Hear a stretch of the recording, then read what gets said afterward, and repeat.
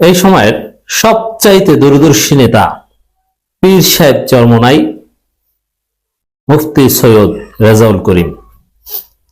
দর্শক, আপনারা দেখছেন যে নতুন একটা জোট হয়েছে 18-20 দল মিলে, যেটা একদম সহজ হিসাব যে ওটাই আওয়ামী লীগ। আওয়ামী লীগ কি আগামী নির্বাচনে ওই যে আনিসুল ইসলাম মাহমুদ, আনোয়ার হোসেন মঞ্জুদের নেতৃত্বে যে জোট হয়েছে ওইটা। কিন্তু উচিত ছিল বিপ্লবীদের ওই জোট ঘোষণা অনুষ্ঠানে হামলা করা, এটাই উচিত ছিল। যেরকম সেই লতিফ সিদ্দিকীদের একটা প্রোগ্রাম চট থাপ্পড় দিয়ে প্রোগ্রাম জয় বাংলা করে দেওয়া হয়েছে, শেষ। বরং ওই লতিফ সিদ্দিকীদের ধরে নিয়েছে, প্রজন্ম 71 বা কি একটা শুরু করেছিল না। বিপ্লবীদের আওয়ামী চেষ্টা এভাবেই জয় বাংলা করে দিতে হবে, চুদলিং পং করে দিতে হবে। তো উচিত ছিল যে ওই যে আনিসুল ইসলাম মাহমুদ ফেসিবাদের দোসর এবং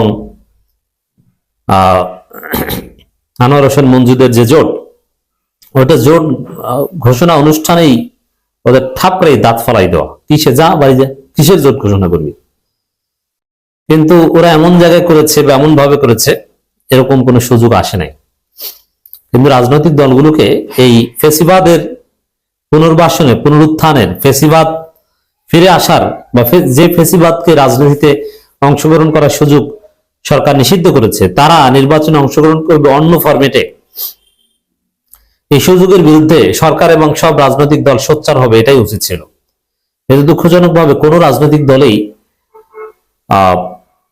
তেমন কার্যকর কোনো ভূমিকা পালন করতে পারেনি সেই জোটের বিরুদ্ধে। গণ অধিকার পরিষদ মিনমিন করে 2-4টা কথা বলেছে ইনফরমালি, ফরমালি কারো কোনো রিয়াকশন নাই। এর মানে কি, যে আনিসুল ইসলাম মাহমুদ, আনোয়ার হোসেন মঞ্জুদের আড়ালে আওয়ামী লীগ নির্বাচনে অংশগ্রহণ করতে যাচ্ছে, কেউ কিছু বলছেন না তো।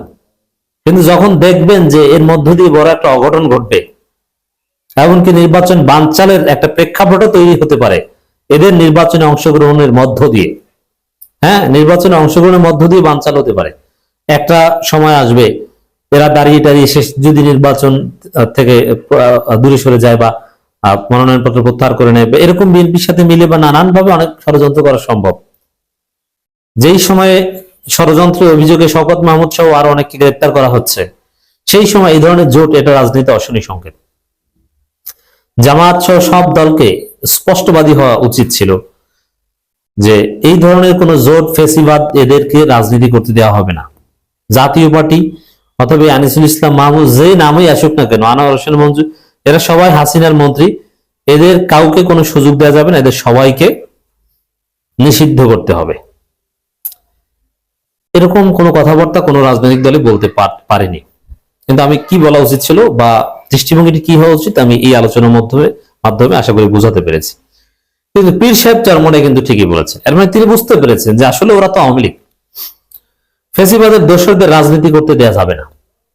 ধন্যবাদ জানাই পীর সাহেব চরমোনাই। কিন্তু তিনি সবথেকে দূরদর্শী নেতার পরিচয় দিলেন, যে তিনিই বলেছেন সর্বপ্রথম বড় নেতাদের মধ্যে একদম স্পষ্ট ভাবে যে ওই সব জোট টোট অমুক তমুক, আনিসুল ইসলাম মাহমুদ আর আনোয়ার হোসেন মঞ্জু, এদের রাজনীতি করতে দেয়াই যাবে না।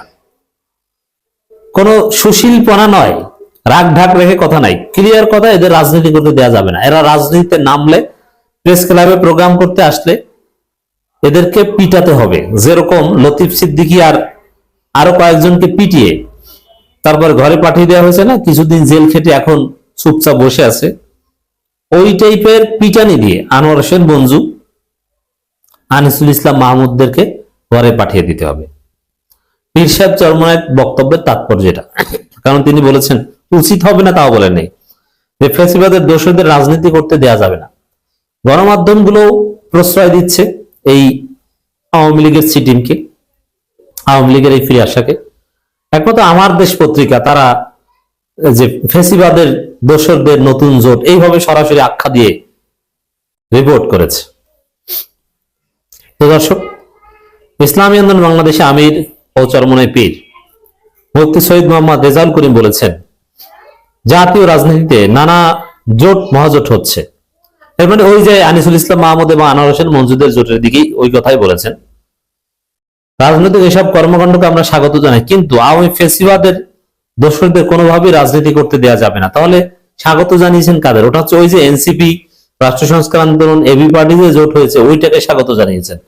আর আনিসুল ইসলাম মাহমুদ আর এই আনোয়ার হোসেন মঞ্জুদের যে 20 দলীয় জোট হয়েছে না 25 দলীয় জোট, ওখানে কয়েকটা দল জানিয়েছে তারা জানেই না যে এই জোট গঠন, অথচ তাদের নাম তালিকা আছে। মুসলিম লীগ বলছে যে আমরা এইসব জড়ি নাই, অথচ তারা 20 দলের মধ্যে তারা আছে।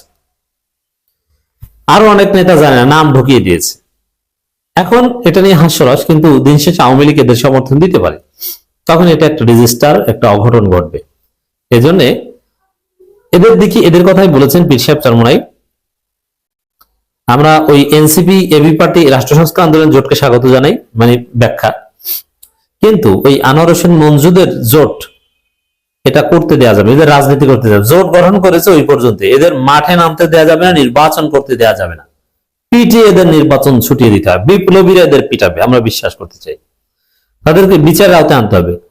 আনোয়ার হোসেন মঞ্জু তো জেলে থাকার কথা, আনিসুল ইসলাম মাহমুদ জেলে থাকার কথা, তারা গুলশানের অভিজাত পার্টি সেন্টারে জোট ঘোষণা করে। বিচারের আগে তাদের কার্যক্রম নিষিদ্ধ করতে হবে, কারণ কোন ইনক্লুসিভনেস এর নামে খুনিও টাকা পাচারকারীদের রাজনীতি করার সুযোগ দেওয়া যাবে না। একদম ক্লিয়ার কথা। পীর সাহেব চরমোনাইয়ের মতো এই কথা সবার বলা উচিত ছিল, সবাই বলেনি, কিন্তু পীর সাহেব চরমোনাই বলতে পেরেছেন। স্যালুট পীর সাহেব চরমোনাই। এই জন্যই বলি পীর সাহেব চরমোনাই এই সময়ের সবথেকে দূরদর্শী নেতা, সময় বুঝেই কথা বলে। এমনকি বিএনপি নির্বাচন বানচাল করতে চায় সবার আগে নেতাদের মধ্যে, এটা সর্বপ্রথম বলেছি আমি, কিন্তু নেতাদের মধ্যে সবার আগে বলেছেন পীর সাহেব চরমোনাই।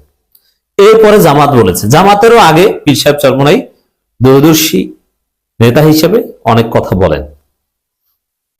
হয়তোবা জামাতের মতো তার দল, জামাতের 15 ভাগের 1 ভাগও এখন হতে পারেনি, ছোট দল ইন কম্পেয়ার উইথ জামাত, কিন্তু third largest political party, that means এখানে বাফার পার্টি চরমোনাই। তারা যেদিকে মোড় নিবে তারা জিতবে। চরমোনাই জামাতের দিকে আছে বলে জামাত জিতবে, এটা খুবই একটা বড় পাওয়ার একটা রাজনৈতিক দলের বাফার পার্টি হতে পারে। বাফার পার্টি বুঝেন, বাফার স্টেট। সেকেন্ড ওয়ার্ল্ড ওয়ারের হিস্ট্রি পড়তে যে আপনারা শুনেছেন না, অথবা ইন্টারন্যাশনাল পলিটিক্সে একটা টার্ম আছে বাফার স্টেট। দুই দেশের মধ্যে যুদ্ধ বন্ধে যারা ভূমিকা পালন করতে পারে। সাপোজ দুইজনে মারামারি করতেছে, মাঝখানে একজন দাঁড়িয়ে মারামারিটা থামিয়ে দিয়েছে, মাঝখানে একজনে দাঁড়িয়েছে, যার কারণে দুইজন একজনের গায়ে আর একজনে দিতে পারেনি, ওই মাঝখানের জন্য হচ্ছে বাফার। আর মাঝখানে যিনি দাঁড়িয়ে তিনি যদি যে কোনো একটা পক্ষ নেন, তাহলে তো স্বাভাবিকভাবেই যার পক্ষ নিলেন সে জিতে গেল। চরমোনাইয়ের অবস্থান এখন এইটা। এই আনিসুল ইসলাম মাহমুদ, আনোয়ার হোসেন মঞ্জুদেরকে নিষিদ্ধ করতে হবে এবং তাদেরকে বিচারের আওতায় আনতে হবে, ক্লিয়ার কথা। অতএব দর্শক, আমাদের সবার কথা এটাই, পীর সাহেব চরমোনাইয়ের কথাই জনগণের কথা, সরকারকে এটাই করতে হবে, আর না করলে জনগণ এদের উপর মাফ করবে।